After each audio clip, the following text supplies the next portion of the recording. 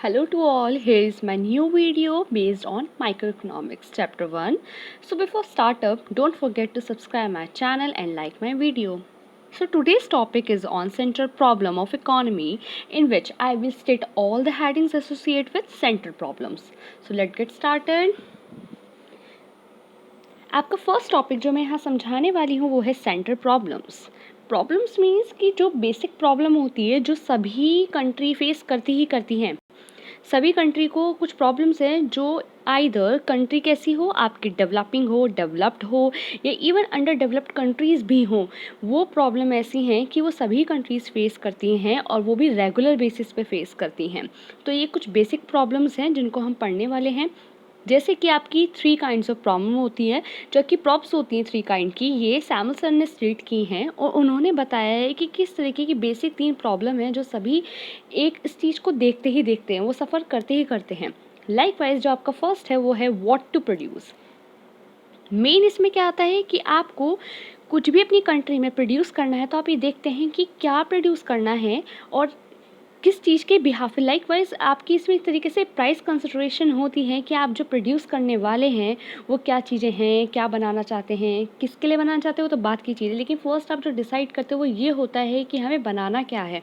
ठीक है, नेक्स्ट आपका आता है how to produce. How to produce में आप पढ़ते हैं कि आपने जो डिसाइड किया है कि हाँ जी आपको ये प्रोडक्शन करना है इस चीज़ का, ये चीज़ आपको बनानी है। अब वो बनानी कैसे, तैयार करनी कैसे, उसका जो टेक्निक है, बनाने का जो तरीका है, बेसिकली देखा जाए तो एक प्रोडक्शन प्रोसेस होता है, प्रोडक्शन थ्योरी है एक तरीके की, वही आपका होता है हाउ टू प्रोड्यूस, कि आपको किस तरह से वो चीज़ प्रिपेयर करनी है। आपका लास्ट है इसमें जो प्रॉब्लम है, third one is for whom to produce. अब लास्ट वन में आज ये डिसाइड करेंगे कि आपको बेसिकली चीज़ें जो बना रहे हैं ये कैसे बनानी है, उसको वो बना किसके ले रहे हैं। तो जिसके लिए बना रहे हैं एक तरीके से इसमें डिस्ट्रीब्यूशन थ्योरी आप स्टडी आउट करते हो। ये 3 तरीके की प्रॉब्लम है जिसको भी डिटेलिंग में मैं अभी फर्दर और एक्सप्लेन करूँगी इंडिविजुअली। ओके, अब प्रॉब्लम क्या आती है, हम यही सब चीज़ें बनाने का सोचते हैं कि क्या बनाना है, कैसे बनाना है और किसके लिए बनाना है। बट प्रॉब्लम क्या आती है कि देखिए बनेगा किस में से, रिसोर्सेज में से ये चीज़ें तैयार होती हैं, लेकिन रिसोर्सेज के बारे में हम ऑलरेडी पढ़ चुके हैं कि वो बहुत ही लिमिटेड है, बहुत ही कम है और हमारी जो ह्यूमन वांट्स हैं वो अनलिमिटेड है। तो हमें यही सब चीज़ें सोच के चलनी है कि हम हर चीज़ को कैसे इकोनॉमाइज़ कर पाएँ, कैसे उसको बचा बचा के यूज़ करें, सो दैट हम उसको जितना लेस यूज़ करेंगे रिसोर्सेज उतने ही हमारे लिए बेनिफिट होगा। और हाँ, सबसे इम्पॉर्टेंट है उन रिसोर्स को ऐसे इस्तेमाल करना है आपको रिसोर्सेज कि आपका कोई नुकसान ना हो, उससे इवन बेनिफिट बहुत ज़्यादा हो। तो हमें ये इकोनॉमाइजिंग है, ये चीज़ें पढ़ेंगे। अब मैं आपको एक एक सिंगल प्रॉब्लम्स स्टडी आउट करा देती हूँ। जैसे आपका फर्स्ट वन आता है what to produce. What to produce में क्या है कि आपको क्या प्रोड्यूस करना है।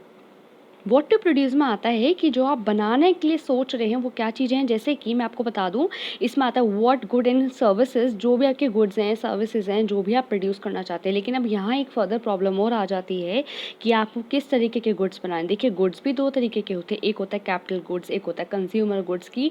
अच्छा, कैपिटल गुड्स होते हैं प्रोड्यूसर के लिए, कंज्यूमर गुड्स होते हैं एक कंज्यूमर के लिए। तो आप उसमें सोचते हो कि आपको बनाना क्या है। जैसे मैं आपको एग्जाम्पल से बता देती हूँ कि जैसे मैं सोच रही हूँ मुझे बनाना क्या है, तो मैं सोचती हूँ अगर मुझे मान लीजिए कैपिटल गुड बनाना है तो एक प्रोड्यूसर के लिए कैपिटल गुड क्या होता है। जैसे मुझे कोई जो मशीनरी होती है वो मैन्युफैक्चर करनी है, मुझे वो बनानी है जिससे मेरे से एक प्रोड्यूसर खरीद के लेके जाए और उसके बाद वो उसके किस काम आएगी, वो फर्दर प्रोडक्शन उसमें कोई भी काम करेगा वो उसके यूज़ में आएगी। अब कंज्यूमर गुड्स क्या आता है, कंज्यूमर के इस्तेमाल की होने वाली चीज़ें वो सभी कंज्यूमर गुड्स में आती हैं। तो यही सब चीज़ें इसमें आती है, तो आपके ऊपर होता है आप क्या बनाना चाहते हैं। अब उसके बाद जो इसमें अगली चीज़ आती है वो ये होती है कि आपको कितनी क्वांटिटीज़ में बनाना है, ये भी आपको बहुत ध्यान में रखना होता है। ये नहीं कि आपने सिर्फ डिसाइड कर लिया, उसका कितना क्वांटिटीज़ को तैयार करना है, कितने लोगों के लिए तैयार करना है, तो ये भी आपको यहाँ देखना पड़ता है। ये कितनी यूनिट्स आप उसको प्रिपेयर करोगे, मतलब आप प्रिपेयर किस बेसिस पे करते हो, जितनी रिक्वायरमेंट होती है आप रिक्वायरमेंट चेक ऑन करते हो, आप डिमांड चेक ऑन करते हो कि कितनी है, उस हिसाब से चीज़ें होती हैं। मैं एक एग्जाम्पल लेना चाहूँगी बहुत छोटा सा, जिससे आप ये सारी चीज़ों को एक अच्छे से इलस्ट्रेट करूँगी तो समझ पाएंगे। जैसे मैं आपको यहाँ समझा देती हूँ। देखिए मान लीजिए एक पर्सन है, उसके पास जस्ट ₹20,000 है, लेट इट बी 20,000, ओके। तो उस 20,000 ये रिसोर्स है उसका, मान लीजिए हम इसको यहाँ रिसोर्स मान के चलेंगे कि यही इसके पास अमाउंट है, उसके पास इससे ज़्यादा नहीं है किसी भी चीज़ में लगाने के लिए, ओके। तो अब उसको उस 20,000 में वीट खरीदना है और साथ ही राइस भी खरीदना है, या मान लीजिए उसको मतलब इस 20,000 में इन दो चीज़ों में लागत लगानी है। तो उसने क्या सोचा कि क्यों ना मैं, देखिए मैं यहाँ आपको वीट एक्सप्लेन करूँगी, यहाँ मैं आपको राइस समझाऊँगी। तो उसने सोचा क्यों ना मैं वीट इतना ले लूँ और मैं राइस इतना ले लूँ, ठीक है, उसने ये डिसाइड कर लिया। बट हुआ क्या चीज़, उसके साथ कुछ चेंजेस ऐसे आ गए कि उसको ऐसा लगा कि नहीं मुझे वीट ज़्यादा प्रोड्यूस करना पड़ेगा, ओके। और राइस, अब राइस का क्या होगा, देखिए इसमें होता क्या है, अब उसको उतने ही 20,000 में, उतने ही 20,000 रुपीज़ में पहले वो वीट और राइस ले रहा था, लेकिन फ़र्क इतना था वीट कम था राइस ज़्यादा था। जैसे कि आप यहाँ देख सकते हैं, यहाँ आपका वीट है और ये इतना बड़ा आपका राइस का हो गया सेक्शन। तो अब आपकी उसकी रिक्वायरमेंट्स चेंज हो गई। चेंज क्या हुआ, अब उसको लगता है कि वीट ज़्यादा प्रोड्यूस होना चाहिए, तो यहाँ वो चेंजेस क्या करेगा, वो प्रोड्यूस वीट करेगा ज़्यादा, जैसे मैं आपको शो कर देती हूँ। बट उसको एक सिचुएशन आएगी यहाँ पे राइस का सेक्रीफाइस करना पड़ेगा, उसको राइस थोड़ा कम करना पड़ेगा, तभी तो वहाँ राइस को कम करके उसके पैसे बचा के वो वीट में लगा सकता है, तभी उसको ज़्यादा खरीद सकता है। तो इस सिचुएशन के हिसाब से आपका वीट इंक्रीज़ हो जाएगा और आपका राइस कम हो जाएगा। तो देखिए यहाँ राइस की जो यूनिट है वो एक तरीके से सेक्रीफाइस हुई है। यही चीज़ें आती हैं, ये आपको समझना है कि कितने लिमिटेड रिसोर्सेज हैं, और आपको मान लीजिए वीट का प्रोडक्शन इंक्रीज़ करना पड़ ही गया, तो आपने उसके लिए राइस का प्रोडक्शन कम कर दिया है, क्योंकि रिसोर्सेज बहुत लिमिटेड है। यही सब प्रॉब्लम अराइजेज़ होती है। प्रॉब्लम क्या आती है अब इसमें, प्रॉब्लम यही आती है भई आपको क्या प्रोड्यूस करना है, कितनी क्वांटिटी में प्रोड्यूस करना है, तो वो चीज़ें कम बढ़ती होने के कारण, क्योंकि रिसोर्सेज कम है, तो वो सिचुएशन अराइज़ हो ही जाती है, क्योंकि आप समझ नहीं पाते आपको प्रोड्यूस करना क्या है और कितनी क्वांटिटी में करना है, तो आगे पीछे चीज़ें हो जाती है। अब आपका जो नेक्स्ट प्रॉब्लम है, सेकंड वन है how to produce. How to produce में अब आप ये समझते हैं कि अब आपने डिसाइड तो कर लिया आपको क्या प्रोड्यूस करना है, लेकिन अब आपको प्रोड्यूस कैसे करना है, तो उसके भी दो तरीके हैं। तो हाउ टू प्रोड्यूस में हम एक तरीके से टेक्निक प्रेफर करते हैं कि किस तरीके की टेक्निक को, किस तरह की चीज़ को हम अपने काम में लेना है। तो दो तरीके के हैं यहाँ, labour intensive and capital intensive. Labour intensive is completely labour oriented, हम लेबर से काम कराते हैं, और कैपिटल इंटेंसिव में हम मशीनरियों का ज़्यादा यूज़ करते हैं। तो अब देखते हैं किस में ज़्यादा फ़ायदा है, किस में नहीं। तो दोनों के अपने अलग अलग फ़ायदे हैं, तो हम समझने की कोशिश करते हैं। लेबर इंटेंसिव क्या होती है, देखिए एक तो बहुत लेस एक्सपेंसिव होती है, ज़्यादा महंगी नहीं होती है। साथ ही जब आप लेबर को काम पे रखते हैं तो आप उनको एम्प्लॉयमेंट भी प्रोवाइड कर रहे हैं, तो ये बहुत अच्छी चीज़ है, एम्प्लॉयमेंट इंक्रीज़ होता है इससे। और बेसिकली आप यहाँ पे लेबर पे ज़्यादा ध्यान देते हैं इंस्टेड ऑफ मशीनरी, कैपिटल्स पे इतना फोकस नहीं करते हैं, तो आपकी प्रेफरेंस यहाँ लेबर ही रहती है। लेकिन कैपिटल इंटेंसिव में चीज़ें क्या होती है कि कैपिटल इंटेंसिव में जो आपका ग्रोथ होता है वो बहुत जल्दी होता है, क्योंकि आप जानते हैं कि इंसान अपने हाथों द्वारा कोई काम करता है तो it will take a time, but machine से वही चीज़ बहुत जल्दी कम समय में ज़्यादा तैयार हो जाती है।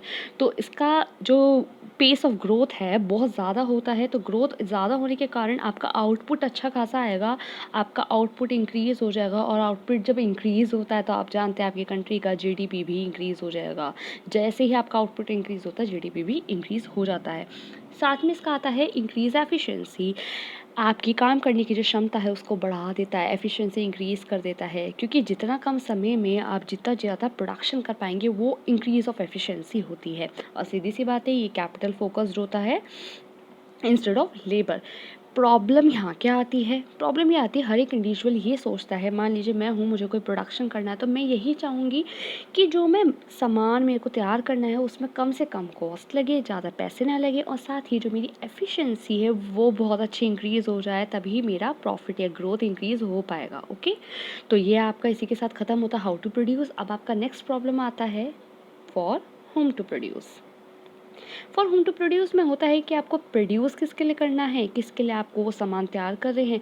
तो देखा जाए अब आपका दिमाग ना इसमें दो तरीके से दौड़ता है। प्रॉब्लम क्या आती है कि प्रोड्यूस किसके करना है, मीन्स आपको सोशल इक्वालिटी को जनरेट करना है या जीडीपी ग्रोथ को। देखिए दोनों चीज़ों में बहुत फ़र्क है, ठीक है। मैं भी आपको समझाती हूँ, जैसे कि पहले यहाँ हम एक सोर्स ऑफ इनकम समझ लेते हैं, एक तरीके से चीज़ें समझ लेते हैं। देखिए हम इनकम बेसिस पे जज कर रहे हैं, ठीक है, कि हमें किसके लिए प्रोड्यूस करना है। तो हम देख रहे हैं कि अच्छा हमारा जो प्रोडक्शन है, हम जब सेल करेंगे चीज़ें तो हमें ये भी तो देखना है कि कौन ले पाएगा कौन नहीं ले पाएगा। क्योंकि अगर हमें पता है, मान लीजिए मैं रिच के लिए तैयार कर रही हूँ चीज़ें, तो मुझे पता है वो पुअर नहीं ले पाएगा। तो वही चीज़ है, मैं जिनके लिए कर रही हूँ वही सेक्शन ऑफ सोसाइटी उसको परचेज़ करेगी। तो यही सब चीज़ें मैं आपको बताऊँगी। जैसे कि फर्स्ट वन होता है इसमें एक फैक्टर बेस्ड आपका डिस्ट्रीब्यूशन होता है इनकम का। जैसे कि किसी की वो आपकी इनकम जो हो गई डिस्ट्रीब्यूशन किस बेसिस पे होता है। अगर मैं आपको बता दूँ, आपकी कंट्री की जो हर चीज़ें कंसिडरेशन की जाती है वो 4 फैक्टर्स पे निर्भर करती है, जो आपके फैक्टर्स ऑफ प्रोडक्शन कहलाए जाते हैं। मीन्स आपकी कंट्री का प्रोडक्शन ही वो गिना जाता है जो फैक्टर बेस्ड। जो फैक्टर्स क्या होते हैं, 4 होते हैं, land, labour, capital and entrepreneur. Entrepreneur here I had not considered. तो मैं आपको लैंड के बिहाफ पे बताती हूँ क्या होता है। लैंड के बेसिस पे रेंट जनरेट होता है, rent is a source of income. Okay, labour के ऊपर क्या जनरेट होता है, एक वेजेस होती हैं जो कि किसी के लिए एक इनकम का काम करती है। लाइकवाइज कैपिटल पे भी एक इंटरेस्ट जनरेट होता है, that also work like a income. और एंटरप्रेन्योर के लिए प्रॉफिट हो गया। तो लाइकवाइज यही सब चीज़ें हैं कि हमें किसके लिए काम करना है, हम बना किसके लिए रहे हैं। ओके, कि सोर्स ऑफ इनकम जिनका जो जो चीज़ें हैं हम किसके लिए करें, तो हमें कहाँ से फ़ायदा है। अब दूसरी साइड अगर हम देखें, यहाँ पर्सन डिस्ट्रीब्यूशन ऑफ इनकम है, मतलब किसी की पर्सनली आप इनकम को देख रहे हैं, मतलब इंडिविजुअल बेसिस है। एक हाउस होल्ड कंसिडर कर लेते, किसी का घर है, तो मान लीजिए एक रिच है एक पुअर है। अब हम दोनों पर्सपेक्टिव से चीज़ें समझेंगे। ओके, तो मैं आपको बता देती हूँ। लाइकवाइज यहाँ रिच है, मान के चलिए कि मैंने जो प्रोडक्शन किया है वो रिच के लिए किया है। तो अगर मैं रिच के लिए कर रही हूँ तो सीधी सी बात है, मेरा प्रॉफिट अच्छा खासा इंक्रीज़ हो जाएगा। और मेरी इन्वेस्टमेंट, जैसे देखिए प्रॉफिट आप कमाने लगते हैं तो आप इतने एबल होते हैं कि आप अपने काम में इन्वेस्टमेंट कर पाएँ, आप अपने काम को बढ़ा पाते हैं। जहाँ आपने प्रॉफिट कमा लिया, सीधी सी बात है आपका जीडीपी भी आपका बढ़ जाएगा। तो इट इज़ आल्सो बेनिफिटेड। और इसी हिसाब से आपकी जो कंट्री है उसकी जो ग्रोथ है, उसकी जो इकोनॉमी है वो बहुत अच्छी जाती है डायरेक्शन में। तो एक तरीके से देखा जाए, अगर आप रिच को कर रहे हो तो आपका एक जीडीपी इंक्रीज़ हो रहा है, आपकी कंट्री को बेनिफिट हो रहा है। ओके, बट दूसरी तरफ देखते हैं, थोड़ा पुअर पे ध्यान दे लेते हैं। अगर आप पुअर के लिए इन्वेस्ट कर रहे हैं, पैसा लगा रहे हैं, उनके लिए कुछ तैयार कर रहे हैं, तो होता क्या है, बेशक आपका प्रॉफिट यहाँ लो होगा, तो सीधी सी बात है इन्वेस्टमेंट भी लो होगा। हम मानते हैं जीडीपी भी कोई ज़्यादा इंक्रीज़ नहीं होगी। बेसिकली कंट्री को कह सकते हैं एक बैकवर्ड सिचुएशन में ले जाएगा। बट ये है कि इसी वजह से थोड़ा ये होता है कि पुअर सेक्शंस पे लोग इग्नोर करते हैं, उन्हें पता है ज़्यादा कमाई नहीं होती। तो ये चीज़ एक बहुत बड़ा ड्रॉबैक होता है। गलत है ये चीज़, लेकिन फिर भी होता आ रहा है। तो ये है कि हाँ, जो पुअर के लिए करता है उसका मोटिव ये होता है कि वो सोशल इक्वालिटी जनरेट करने की कोशिश करता है, जो पुअर के लिए करता है। क्योंकि एक लेवल हो जाता है ना कि हाँ चलिए पुअर के लिए करते हैं तो वो भी खरीद पाएंगे, तो एक लेवल मेंटेन हो पाएगा, कोशिश तो करते हैं। ओके, तो थोड़ा एक पर्सपेक्टिव है आपका कि आप किस बिहाफ पे करना चाहते हैं, आइदर फॉर द जीडीपी, अपने खुद के प्रॉफिट के लिए, या सोशल इक्वालिटी के लिए। तो ये आपके ऊपर डिपेंड करता है। अब मैं आपको इतनी सारी तीनों प्रॉब्लम डिस्कस कर ली है, तो क्यों ना इनके सॉल्यूशन भी पढ़ ले। सॉल्यूशन मैं आपको तीनों समझा देती हूँ। जैसे कि मैं बताती हूँ, 3 तरीके की चीज़ें होती हैं, इकोनॉमी होती हैं, जैसे मैं आपको डिस्क्राइब करूँगी। लाइकवाइज मान लीजिए जितने भी हमारे वर्ल्ड में जितनी भी नेशंस है, हर एक की जो इकोनॉमी है, आई मीन हर एक का जो सिस्टम है वो बहुत डिफरेंट है। किसी की फ्री इकोनॉमी है, किसी की आपकी सेंटर प्लान्ड इकोनॉमी है, किसी की मिक्स्ड है। कहने का मतलब क्या है, फ्री इकोनॉमी का मतलब क्या होता है, या कह दे मार्केट इकोनॉमी क्या होता है। यहाँ पूरी तरीके से प्राइवेटाइजेशन होता है, प्राइवेट कंट्रोल ही के अंडर होता है, गवर्नमेंट का कम से कम इंटरफेरेंस होता है। सिर्फ गवर्नमेंट कहाँ तक सीमित होती है, लॉ एंड ऑर्डर मेंटेन करने के लिए। यहाँ कोई मार्केट रोल गवर्नमेंट का प्ले नहीं होता है। लेकिन जो सेंट्रल प्लान्ड इकोनॉमी है उसमें क्या होता है, सेंटर प्लान में आपका पूरी तरीके से गवर्नमेंट का अंडरटेकिंग होता है, पूरा गवर्नमेंट का इंटरफेरेंस होता है, चीज़ उनके बिना नहीं होती है। ओके, और मिक्स्ड में क्या होता है, जो आपका थर्ड वन है मिक्स्ड में होता है, आपकी दोनों तरीके की मिलके बनती है। लाइक आपका प्राइवेटाइजेशन भी शामिल होता है, गवर्नमेंट इंटरफेरेंस भी होता है। तो दोनों की मतलब मिली जुली चीज़ें होती हैं, तो उससे हमारी कंट्री रन आउट होती है। ओके, तो होता क्या है, फ्री इकोनॉमी में क्या है, अब फ्री इकोनॉमी वाली जो कंट्रीज़ हैं, जैसे लाइकवाइज मैं अमेरिका को लेकर समझाती हूँ। ओके, वहाँ पे क्या होता है, वहाँ क्या होता है, प्रोड्यूसर जो होता है, जो प्रोड्यूस करने वाला बंदा होता है, वो बिल्कुल फ्री होता है। वो कुछ भी डिसाइड करे कि उसको क्या प्रोड्यूस करना, उसकी पूरी पूरी तरीके से विश होती है, वो उसी के ऊपर उसका डिसीजन होता है कि हाँ वो जो करना चाहे कर सकता है। ओके, उसको कोई बोल नहीं सकता कि आप ये नहीं कर सकते, लाइकवाइज ऐसा कुछ नहीं है। तो अब वो देखिए, अगर मान के चलिए आप ही हैं, तो आप क्या प्रोड्यूस करना चाहेंगे ऐसी सिचुएशन में जिसमें कि आप फ्री टू डिसाइड हैं कुछ भी करने के लिए। तो आप वही प्रोड्यूस करेंगे जिसकी डिमांड बहुत ज़्यादा है। ठीक है, बेशक से मान के चलें उसकी सप्लाई कम है। अब मैं आपको एक सिचुएशन क्रिएट करना चाहती हूँ। मान लीजिए आपने कोई सप्लाई के लिए एक प्रोडक्शन तैयार की है जिसकी 100 यूनिट्स आपने प्रिपेयर किए, मान के चल लीजिए, ओके। लेकिन आपको ये पता है कि जो उसकी डिमांड है ना वो 500 पीपल आर देयर जो उसको परचेज़ कर सकते हैं, वो कैपेबल हैं परचेज़ करने के। तो एक बात बताइए, जो आपकी 100 की 100 यूनिट है वो पूरी सोल्ड आउट हो जाती है। पूरी हो जाए क्योंकि 500 लोग हैं उसको खरीदने के लिए और आपके पास 100 है तो वो सब बिक जाएंगी। अब होता क्या है, आप अपनी हर एक यूनिट का मन चाहा प्राइस तय कर सकते हैं, वो इवन ज़्यादा भी कर सकते हैं क्योंकि कोई बार तो ऐसा है नहीं कि आप इतना नहीं कर सकते। You are free to decide, तो आप कर लेंगे प्राइस अच्छे से तय। और जब आप प्राइस अच्छा खासा ही उसका रखेंगे, क्योंकि हर किसी को क्या होता है, फ्री इकोनॉमी का मोटिव ही ये होता है कि भाई हमें प्रॉफिट कमाना है, कैसे भी करके प्रॉफिट जनरेट करना है। तो यहाँ पे क्या है, वो प्राइस हाई रखते हैं तो उनका प्रॉफिट मार्जिन भी काफ़ी अच्छा खासा होता है। सो अब उनको देखना है कि हाउ टू प्रोड्यूस, उनके ऊपर जब होता है कि हाउ टू प्रोड्यूस, कैसे प्रोड्यूस करेंगे, तो वो यही कोशिश करते हैं कि भाई हम जहाँ भी लगाएं पैसा, बस ये हो उसको तैयार करने में ना कॉस्ट ज़्यादा ना आए। कॉस्ट ज़्यादा नहीं आएगी, अच्छा खासा प्राइस पे बेचेंगे तो प्रॉफिट अच्छा खासा कमा ही लेंगे, मार्जिन अच्छा बच जाएगा। तो ऐसे सिचुएशन में क्या होता है, अब वो प्रोड्यूस किसके लिए कर रहे हैं, तो इतना जस्टिफाइड है कि समझ गए होंगे कि वो रिच के लिए तैयार कर रहे हैं चीज़ें, किसके लिए कर रहे हैं, रिच के लिए। और यहाँ पे जो पुअर होते हैं उन्हें इग्नोर किया जाता है, ठीक है, तो उन्हें इग्नोर कर दिया जाता है, इन पे ध्यान नहीं दिया जाता। तो इस तरीके के यहाँ पे चीज़ें चलती हैं। तो नेक्स्ट वन आपका आता है centre planned economy. Centre plan में क्या होता है, मैंने आपको बोल दिया, पूरा पूरा गवर्नमेंट कंट्रोल होता है, गवर्नमेंट के हाथ में ही सब कुछ होता है, ओके। तो इसमें क्या होता है, जो आपकी सेंट्रल अथॉरिटी है वो गवर्नमेंट के हाथ में होती है, और साथ ही जो आप काम करती है, गवर्नमेंट काम करती है, वो आप जानते हैं वो सोशल वेलफेयर पर बहुत काम करती है कि उनके यहाँ रहने वाले लोगों को बहुत बेनिफिट हो सके। और ये लोग थोड़ा प्रॉफिट मैक्सिमाइज़ पे इग्नोर करते हैं, इतना ध्यान नहीं देते हैं। तो बेसिकली लाइकवाइज जैसे चाइना का मैं बोल देती हूँ, वहाँ पे पूरा गवर्नमेंट इंटरफेरेंस होता है, वो गवर्नमेंट के हिसाब से काम होता है। वो ऐसे काम करते हैं कि उनके यहाँ के रहने वाले लोगों को पूरा पूरा फ़ायदा हो, रीज़नेबल रेट पे उन लोगों को चीज़ें मिल जाएँ, ओके। तो इतना वो अमाउंट रखते हैं कि हर कोई इसको परचेज़ कर पाए, तो ये बहुत भी अच्छी चीज़ भी है, ठीक है। इससे अपनी कंट्री को सॉलिडेट बना पाते हैं। लास्ट है आपका mixed economy. Mixed economy last है आपका, इसमें आता है कि दोनों तरीके की हो गई, जैसे इंडिया हो गई, उसमें गवर्नमेंट का इंटरफेरेंस भी होता है, साथ ही प्राइवेटाइजेशन भी इन्वॉल्व होता है।